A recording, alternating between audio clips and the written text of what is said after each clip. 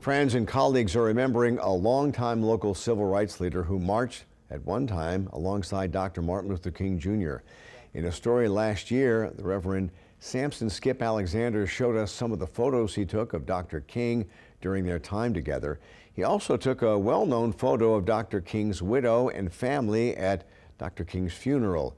It was on this day 64 years ago that Reverend Alexander joined Dr. King in the march from Selma to Montgomery, Alabama, to protest the denial of voting rights to African Americans. He was also present in 1957 when the Southern Christian Leadership Conference was founded here in New Orleans.